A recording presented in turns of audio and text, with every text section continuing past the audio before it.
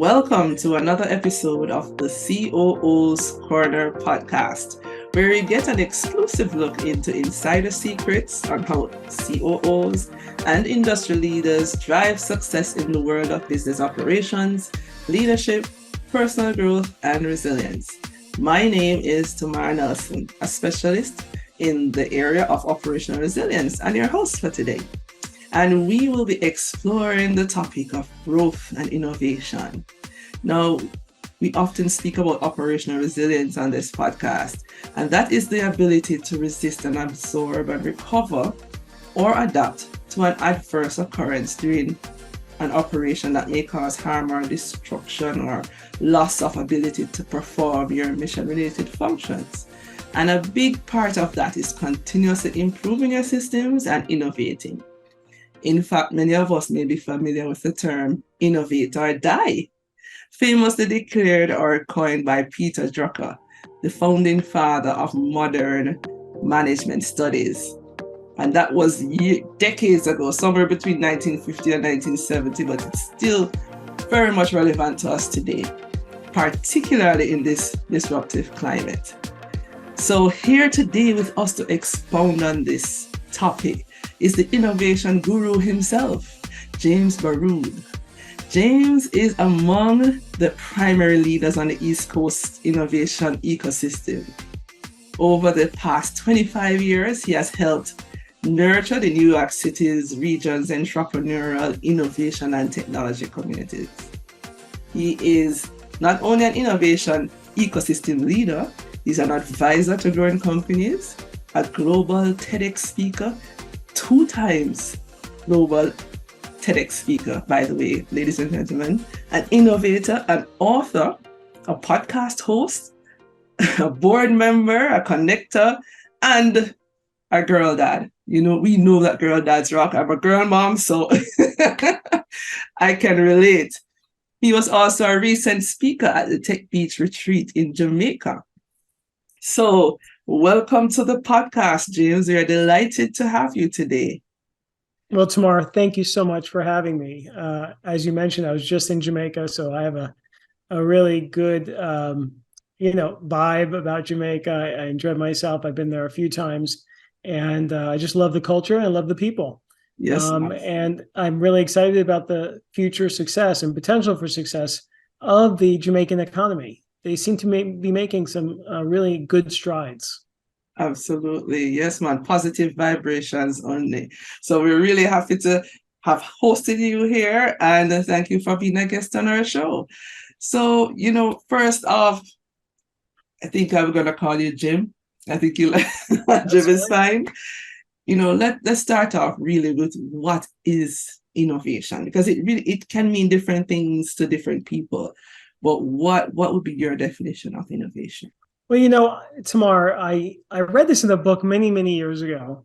I don't remember who wrote it, but the term useful invention stuck with me, right? So anyone can invent something, right? But the hard part is commercializing it to making it useful and productive. And so that's the key thing about the difference between invention and innovation. Invention is wonderful. You invent something new, but if it doesn't have a use or solve a problem, then it's really not worth that much. So the important part is sort of taking that idea and commercializing it so that you get it to the customers in need, and it helps them immensely.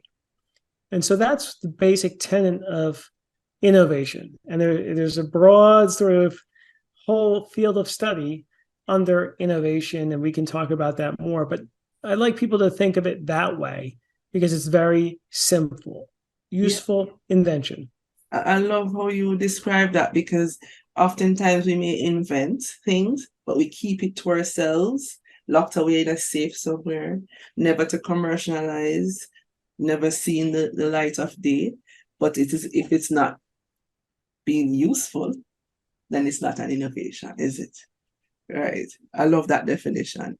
So, I gave a little bit of, preamble just now about why this is important. But from what you are seeing in the tech space, why is innovation a must today? Why is it important for us to really understand and embrace this whole concept? Sure. So it's important to innovate to grow, right? Every company, every organization wants to grow, and you have to serve the needs of your customers. And you have to keep delighting them, or else they'll go elsewhere, or they'll stop using your product. So there's a few types of innovation, right? There's something called sustaining innovation, which is when you make minor improvements to your product or service, that keeps people happy. And then there's disruptive innovation, which changes the game, like Uber or Airbnb or other examples, which undercut sort of the whole paradigm of those industries. So those are two types just to keep in mind. But at the end of the day, if companies aren't innovating, then they are slowly in decline. And that's when you mention innovate or die. It's a little dramatic, but it's true to some extent, because there's very few businesses that can survive and thrive without continually improving and offering wonderful, delightful, useful products and services for their customers. Right. Yes. So we heard that, Jim, the different types of innovation and the need for innovation, because some persons may say, well, I can just keep doing what I'm doing, but the real fact is, if you're not improving, you're actually declining. So this is something that I often preach, is that we have to be continuously improving every day and looking for new ways to do things, so that we don't lose our seat. Because one day you might just wake up and you're like, okay, what happened? Where's my market? It's all gone. So is there a framework or pillars for innovation driven growth that you could share with us? Yeah, well, I think there's a lot of approaches to innovation, and it depends on the size of your organization, right? So if you're a startup, you're innovating by design. You're bringing to market a new product or service, or better product or service, that's going to take away market share from someone else or an incumbent, a current company or series of companies in that business. So it depends on the stage. So of course, entrepreneurs, new businesses, almost all the time are bringing innovative products and services, right? Especially those that scale to be billion-dollar or unicorn companies, right? They have to do something really impressive and dramatic to grow that quickly and to take market share from someone else, right? Then you have growth companies. Again, growth companies still need to innovate, right? They're big mid-market companies, so 50 to 200 to 500 million dollars in sales. They need to continue to innovate because competitors are going to come into the market and take their customers. And then you have larger companies, which again are the biggest incumbents, and they sometimes find it really hard to innovate because they're so big and bureaucratic. And so they really have to be intentional about trying to innovate. And the hardest part is when you're trying to innovate to start a new business within your business that disrupts or eats away at your current business. So you have to kill your current business to grow. And that is, that's obviously disruptive. Yes. Innovation, and one of the hardest things for large companies to do. In fact, sometimes you find large companies buy other companies and kill them so that they can keep their cash cow products or services going. It's only when it gets really painful do they have to switch gears completely and do something dramatic to stay in business. So the approaches vary, right? If you're small, obviously you're doing your R&D, you're doing, great innovating and refining. When you're a growth company, you're doing the same thing, but you have a little more, let's just say, structure, right? Or you have resources to do it, right? And you allocate those resources and you try to, make better products and services. And in the larger companies, they can do a number of ways, which are, they have teams that are just inventors, innovators, but they also get involved with venture capital. whether they're partnering with a VC or venture capitalist firm, or partnering with an accelerator, which is an organization that tries to accelerate startups. And so it's the common. They could do a combination of ways of engaging the innovation ecosystem, the startup ecosystem, to get those new ideas, right? Or to acquire those companies, to partner with younger companies which are really innovative.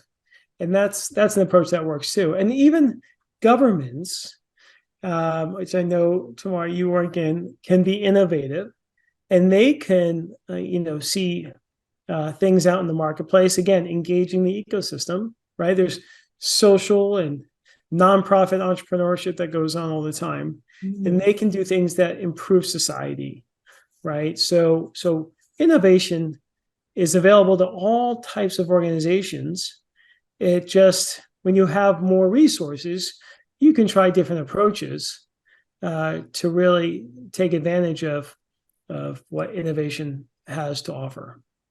Okay, great. So what I'm hearing is that it doesn't matter your size, we can all innovate to whatever degree that we're able to, right? But we have to make an allocation for it and put it on the front burner so that we can continue to grow and to scale using this, using innovation, right? So, and I know oftentimes, smaller companies, James, would get caught up into the day-to-day activities and not have time to spend on it. Is it that they would have to now get somebody to help them, or is it that they would, they would just need to see that this is so important that they have to buy out the time to look at this kind of research and focus that is needed? Yeah, no, absolutely. So that's the hardest part, right? Especially if it's the companies that are bigger than an entrepreneur who's just starting out, but smaller than a middle market company. So there's a big gap, maybe a few $1 million and $1 million to 20 million. So you're just really grinding it away, and you're just trying to make ends meet and trying to thrive and trying to grow your business. And it really takes an intentional effort to set aside some time, some resources. Again, you don't have that many resources, right? Because you're running at full speed. But there's ways you can set aside some time and some resources with some of your team or staff, or partnerships, or make partnerships with entrepreneurs, or just be engaged with the ecosystem. Universities as well, a great way to sort of stay fresh, right? To bring new ideas into your company. In fact, when I used to work at a university, I used to run an entrepreneurship center for many years.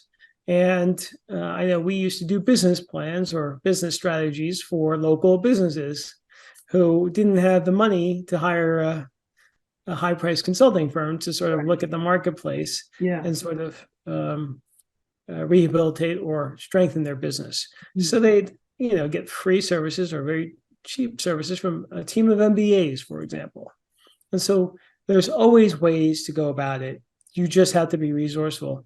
And now with the internet, you can get help from around the world. It doesn't have to cost an arm and a leg, but you have to be intentional about it. You have to sort of always be planning, set aside time to plan and integrate some time to experiment and pilot and try different things. Awesome. So, James, what does leadership have to do with everything? Is innovation a top-down approach? Leadership has everything to do with it, Tamara. From every level, right? Whatever organization you're in, leadership is critical. In 2 words, the most 2 important words when you come to innovation and leadership is sustained leadership. Sustained or patient leadership, right? Because innovation takes time, right? Wow, I love that. And especially leadership, transformational leadership, but now with patient leadership. Wow, this is juicy. I'd like to hear more. Well, because innovation takes time, and it doesn't. There's always trial and error.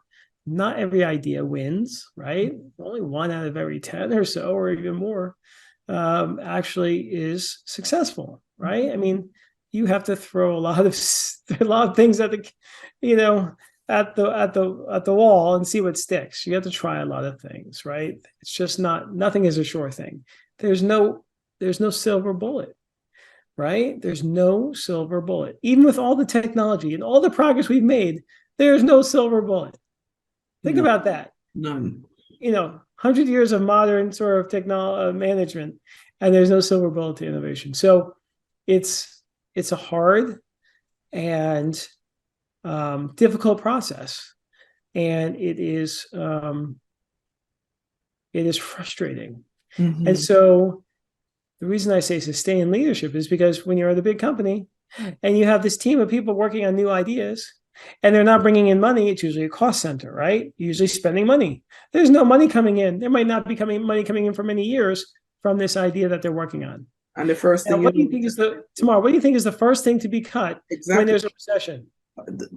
That department goes. That department goes, right? Yeah. So this is the cycle we have, and this is the cycle we're in right now. Now, most companies, again, learning over the years and decades, they've learned not necessarily to cut the whole thing completely, but they may trim a little bit, right? They may trim. Hopefully they won't trim at all, but they'll probably trim a little bit. But that's still a ripe area to cut when things are tough.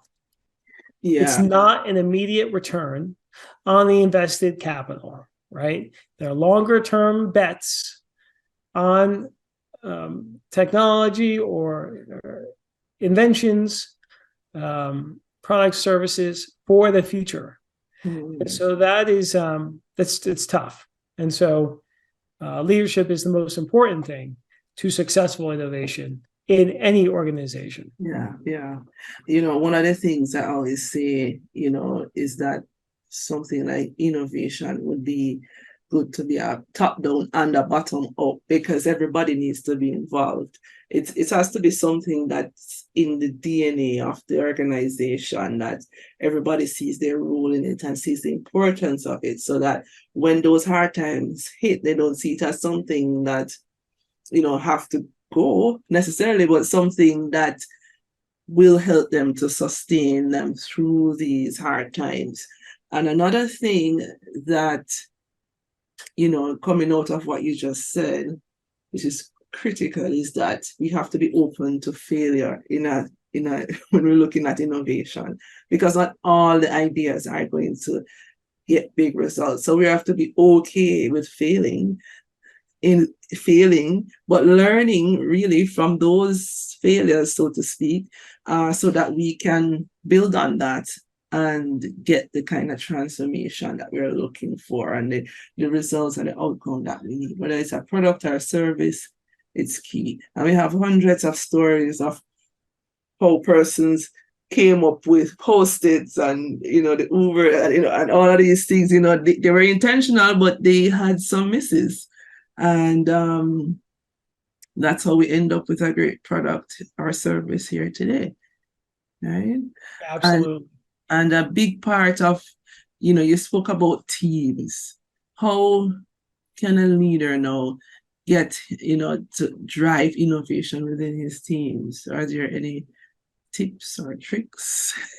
I think, again, some companies have frameworks, right? Some people even they can, like Google, you could devote 10 or 20% of your time to working on something new, right? Right. Most companies don't have that luxury, right? Yes. So at the end of the day, it's really about support by a leader or a manager, right? And the flexibility, right? And it's about relationships in the end, right? So if one of your employees or one of your team needs more time or is working on something, it's important to have sponsorship or be a champion for that person, to work on those new things, right? And so at the end of the day, it's really about flexibility and support. Mm-hmm. And that's not always easy, right? Especially when times are tough.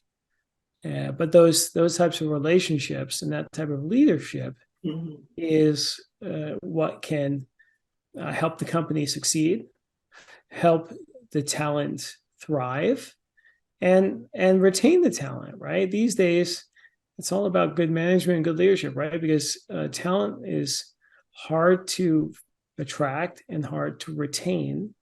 And that's one of our biggest challenges these days. And so innovation or entrepreneurial thinking at any organization by employees is really exciting, right? It keeps them sort of engaged and thinking about new ideas. And if you feel sort of those intangibles of being valued and being able to sort of take a new idea and experiment and maybe take it to the next step or next level with support of your boss and the company as a whole, well, that really means something. And that type of approach can lead to better loyalty and better engagement and better performance in the short and long run. Yes, absolutely. When you were speaking, it reminded me of my time in Japan, where, in that culture of Kaizen and Lean, they encourage a system of suggestions where persons, freely share their ideas and are supported that they can implement, given the autonomy to implement the resources necessary to implement these ideas and get the reward of seeing that idea work well to improve their work and help the organization. So it's a win-win for everyone when you have that collaboration. So, that collaboration, encouraging creativity, encouraging the embracing of change, all of these things will help the bottom line of the company and help the engagement and morale building with the team. So it's a real win-win when you can encourage this type of culture within our organizations, and it will remain competitive in today's landscape as well. So we all need to get on board. Yeah, absolutely. And you know what, Tamar, it's especially important now that we're all hybrid, or many of us are hybrid, right? The only way to engage people, keep them engaged, is really to excite them. And this is a really good way to do that because it's intellectually stimulating, right? And engaging. And when you ever have to keep learning, everyone wants to keep learning and they know they have to keep learning, right? Yeah. So this is a really good, it really checks off a lot of the boxes, right? Collaboration, engagement, learning, invention, right? Those are really so what's holding us back then? If it's all good, why isn't everyone on board? What's holding some persons back? What have you been seeing in the space in which you work? Yeah, well, there's a lot of things. I mean, this society has just gone through a pandemic, right? And people are burnt out, right? People are exhausted, and there's a lot of turnover. No, with all this turnover, all this stress, all this burnout, it's really hard to keep people together, engaged, collaborating, and being productive for more than 6 months. Think about that. Yeah. The tenure of people at companies is so short. Yes. So if you have this continually revolving door, it's really hard to keep the momentum up, keep the brain power, keep the knowledge, and keep those ideas, those inventions, those collaborations, those potential innovations, moving forward. So that's the reality of it. It's not easy. So how can we keep on top of it in spite of all of those things? Yeah, I mean, again, leadership comes down to leadership right from the top, right? They have to sort of be supportive. And then each level has to be supportive as well. And they need to be shown strategies on how to do that. Right. And then continually professional development, training on how to be a better manager, how to be a better leader, how to support innovation at every level. I think that's the key. Again, it's hard. And it takes continual sort of, again, leadership, training, education, and,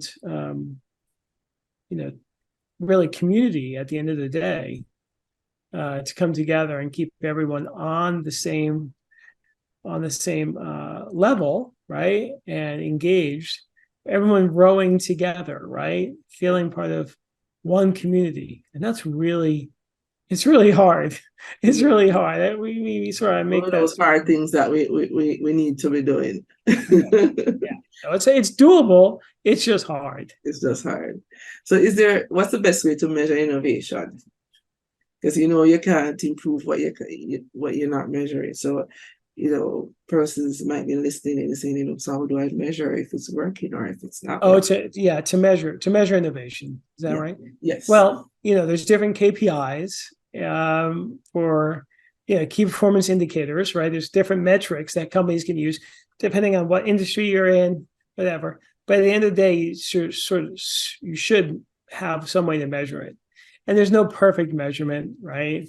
Some of the best innovations come when something's not measured and it just, luck or something happens, right? On the other hand, there's a lot of measurement systems that are out there and available off the shelf, which you can use, right? You just have to figure out what is the best for your industry, what is the best for your company size, and what sort of makes sense for your people, right? I mean, some of these assessment systems and some of the, it's sort of frustrating and bureaucratic and can sort of take all the enjoyment and all the excitement and engagement out of this process. We keep being measured, in a way that's sort of not thoughtful and productive.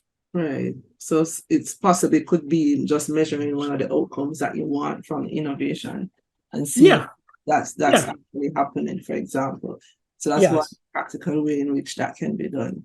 If you can't afford something off the shelf, you could start somewhere and gradually you can go and check those out. Yeah. So what are the top tech or innovation trends that we can expect in 2023 and beyond? What should we get ready for now? Yeah. Well, I think, obviously we've heard a lot about AI. Yes. And GPT, artificial intelligence, right? That's one. Robotics is another. Robotics is coming. Robotics and drones sort of coming into their own. And again, they're leveraging AI as well. So they're all interrelated, right? So those two are really important trends. I think climate tech, right? Anything helping the climate, yes. Right? EVs, right? Or electrical micromobility, everything, right? Everything electrified is coming into its own, right? And that's really got a lot of positive benefits, including just the ability for us to sort of get around more efficiently without destroying the planet too, right? And that just doesn't mean cars or buses or trucks, which are all being electrified, which is great. But it also means things like e-bikes, motorcycles, skateboards, scooters.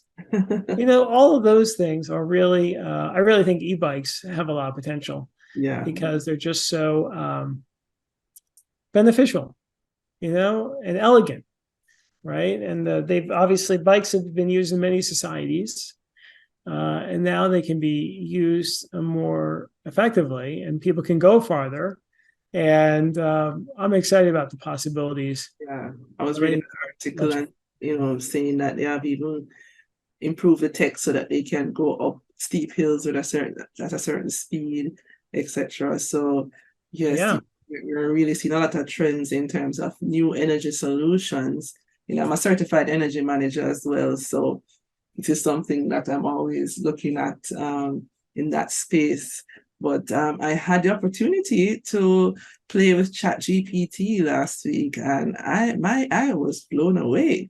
And I was like, wow, but it was so cool because it was like you had a sounding board that you could bounce their ideas off and they could respond. And just to think that it's not yet connected to the wider database as yet, Right. to pull from that. But yes, it was very intelligent in terms of its responses.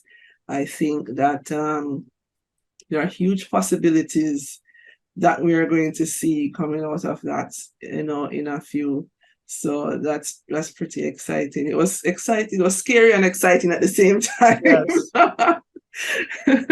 But definitely, we have to be ready and to see, we have augmented reality, virtual reality, bots, we're talking to bots most of the times.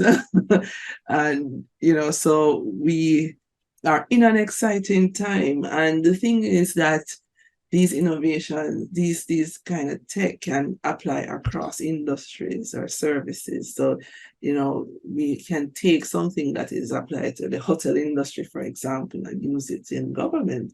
So we have to look and explore with a curious eye how some of these new tech can apply to our own systems. So absolutely fabulous. So anything else you want to add? No, I would just say that you're right. The AR and VR, AR is really going to be another area, but the applications may not be retail at first, right? A lot of that is going into manufacturing and industry. So we don't see it, but it is having an impact. And we will, it'll obviously come into retail soon with Apple, introducing what they have. But I think we're still a few years away from AR, VR having an impact on consumers. Right now, it's mostly about training and industry, and it's having a very positive effect on those things. And I think, again, with regard to Chat GPT, I think it is scary, but there will be opportunities related to it, and that will be interesting to think about how we can leverage it to make our lives, our businesses more effective, our lives easier, our businesses more efficient and productive.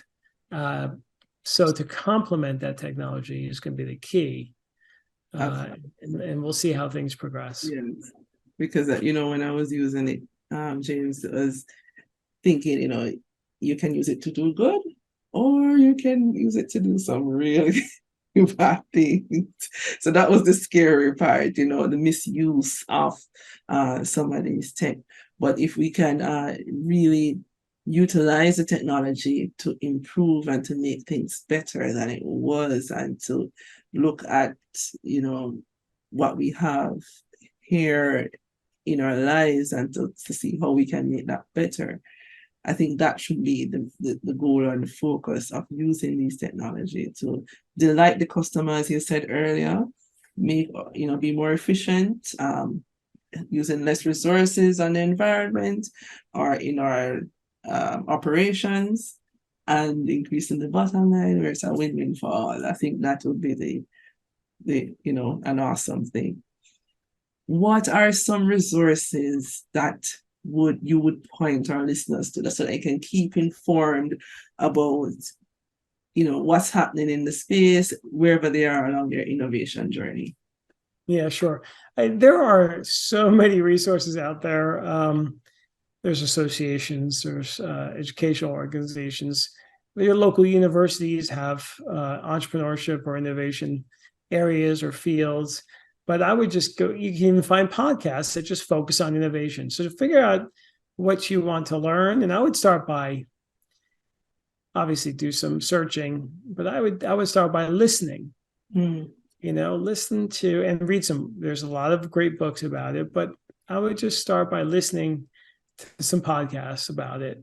That would be a good start, or some YouTube videos as well.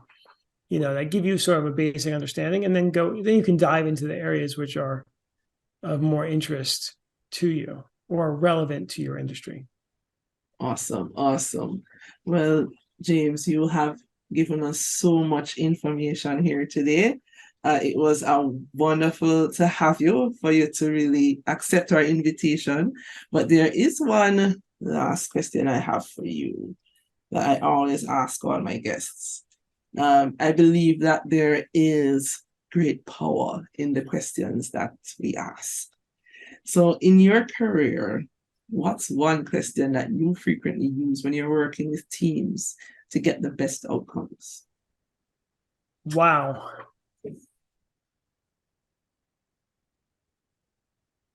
Hmm. I did. I think you stumped me tomorrow. Why? I like when I work with teams, I like to know them personally, right? To see what each of them what drives each of them.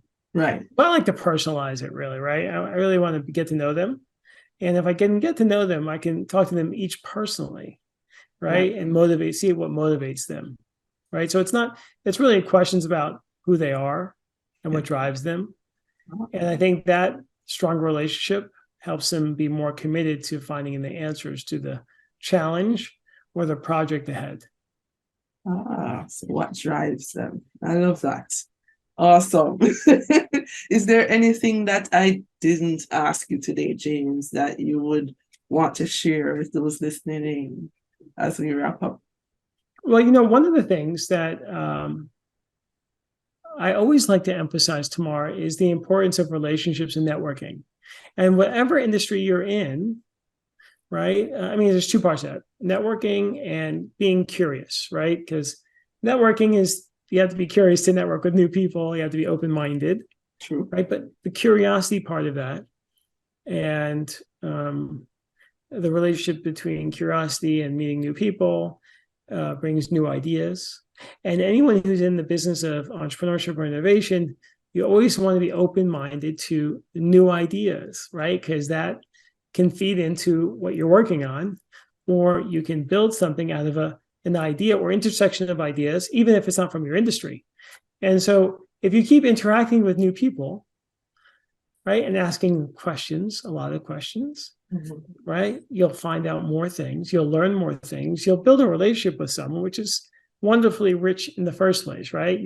That's what makes us human, right? Is that sort of engagement, interaction. So you're really benefiting yourself in a number of ways. You're building new relationships, right? Relationships are great for your enrichment and for actually lifelong longevity. Actually, it helps you live longer.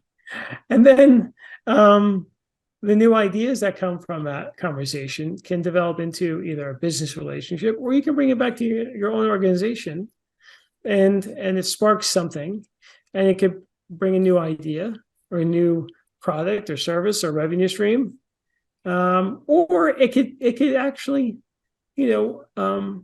produce a new side hustle for you, right? I mean, the possibilities are endless. So if we open ourselves up to that and sort of are intentional about meeting new people, learning new things, asking a lot of questions, and do that, as often as you possibly can, then the benefits could be really extraordinary and really helpful. Absolutely. Wow, what a great way to end this podcast. A treasure of nuggets that you have shared with us. It was so great talking to you, James. Thank you so much for sharing your wisdom with us today. And you heard it, people. Stay ahead of the pace of change, or you're toast. No, I'm just kidding. Just keep at it. Let's stay curious, guys. To you, our listeners, we want to thank you for listening. I hope you enjoyed this episode and got some insights from our conversation today. Please share this episode and share with me what you like most about it. You can reach out to James and find out more about his work at www.innovationplus.us, or you can hit him up on LinkedIn, right? It's James Barrood. I hope that you all will do something different, and I want to hear all about it. You can reach out to me at tamar@tamarnelson.com, or on LinkedIn at Tamar-Nelson. And if you'd like to be a guest or to share any feedback or suggestions you may have, I'd love to hear from you. So please feel free to rate, subscribe, share the links with friends, and tell me what you like about what you have heard. And don't forget to join us again for another information-packed episode Until next time, stay curious, continuously improve, and as we say in Jamaica, walk good. Thank you, Tamar. That was great.